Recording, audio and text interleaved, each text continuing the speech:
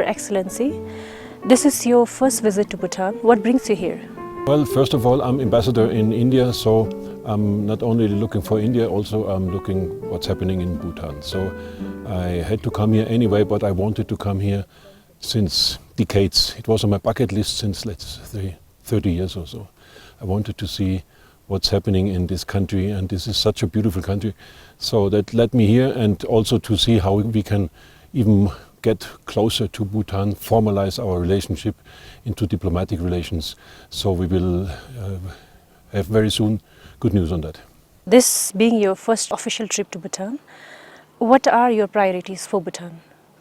Well, you see, Bhutan is in many ways a unique country. It's famous worldwide for a kind of a harmony between the population and nature and the government. So it is something very special. If you would ask anyone in Europe or in Germany for that matter, what do you think about Bhutan, 100% will say wonderful country, because either they have heard of it or they have been here. And because of this, because of the protection of nature, because of the culture you have, the very unique culture you have, and the very skilled way you are maneuvering between giant neighbors in the north and in the south. Bhutan and Germany has friendly consular relations since 2000. However, no official diplomatic relations has been established so far.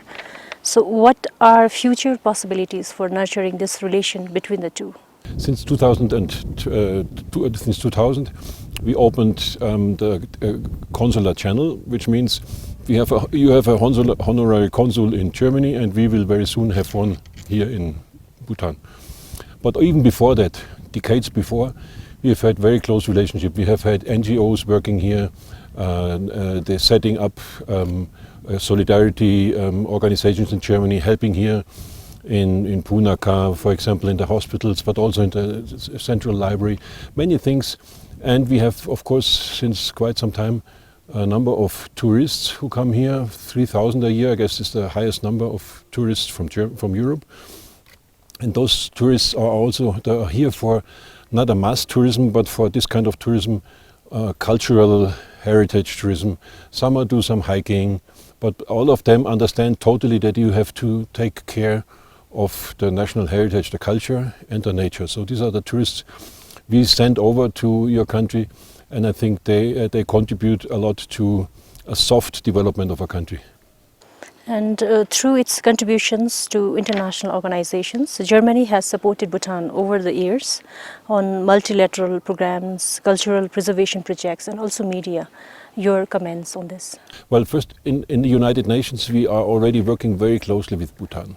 I've been myself posted to the United Nations, and I had very close contacts to my colleague from Bhutan. So we were supporting Bhutan in their bid to become member of the Security Council.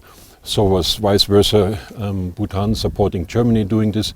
We are both pushing for reforms in the United Nations, and in many UN bodies like Geneva, like Vienna, like New York, we are supporting each other. So it's right, we haven't yet established official diplomatic relations, but we will do so very soon.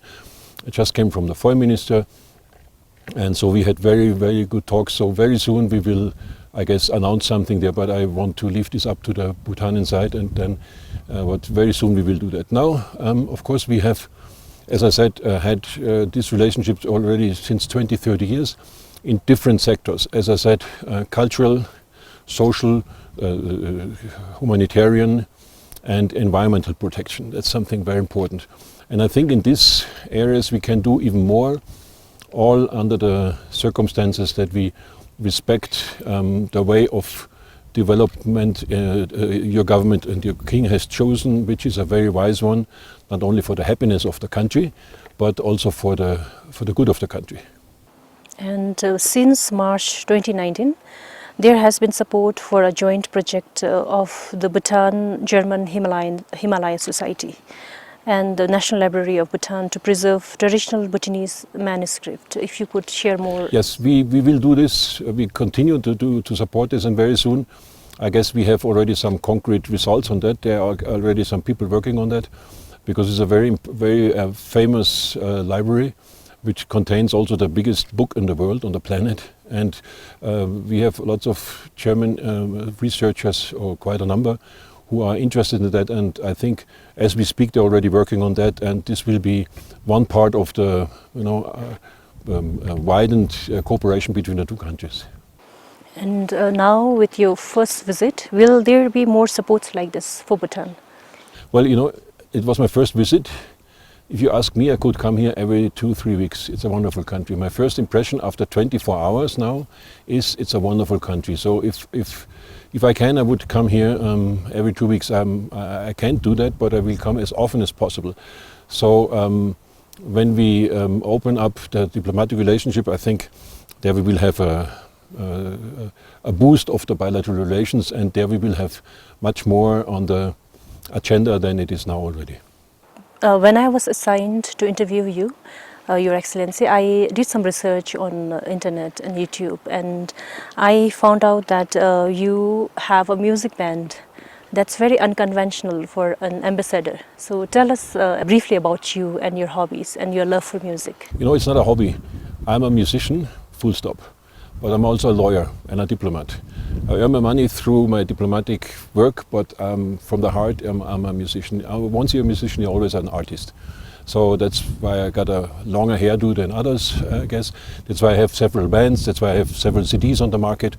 I combine it. I have my diplomatic work, which is a wonderful work. As you see, I can travel to Bhutan, but I still continue wherever I'm posted. I continue with my band, be it in New York, be it in South Africa, be it in India, be it in some other places. And I do different kinds of music. I'm classical trained, but I do jazz, rock, soul, pop, you name it. Will you be performing in Bhutan as well? I saw there have already some places where they perform this kind of music. Now, I don't know about Bhutanian music, but if there's some rock or jazz or Western stuff, count me in, I will do that. And you have traveled widely, backpacked in India and Himalayas during your youth.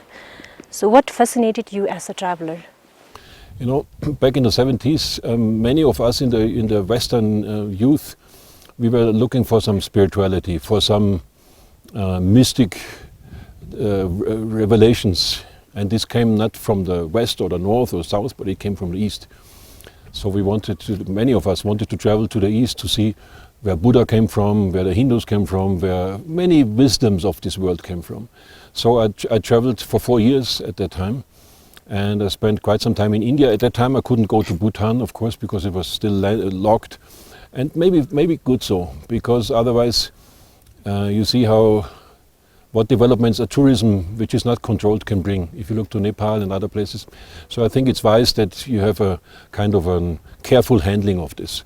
So that brought me in 40 years ago to the East, and that's what's fascinating me. So it will be my last posting in India, and I think it's good. The circle closes.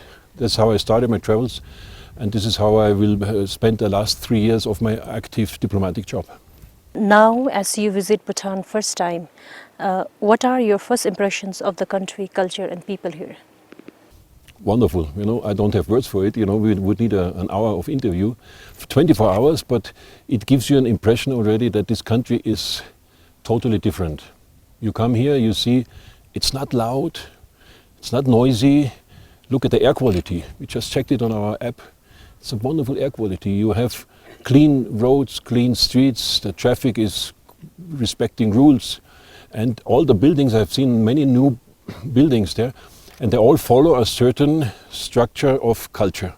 And this is wonderful. And it's just limited to 5 or 6 floors. And I think all these rules are pretty much visible when you arrive here. So it's the nature, it's the people which walk around quite at ease, and then it's the culture you see. People wearing national dresses everywhere, I'm not the one to give advices, but as I talked to the foreign minister and I will with the prime minister today, we full-heartedly support this, keeping your culture, conserving the culture and conserving the nature. Whatever we can do, we will do to help the country. Your personal view, do you feel these things Bhutan and Germany can learn from each other when it comes to culture, nature? Sure. Definitely.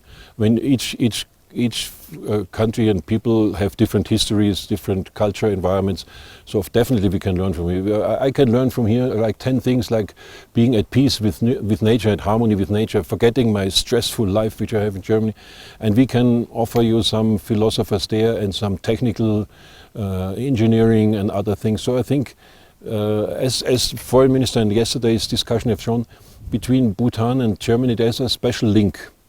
We both are serious, we both mean things. If you say yes, it's yes, if you say no, it's no. So there are some similarities in the mentality, so I think we will have a very good future.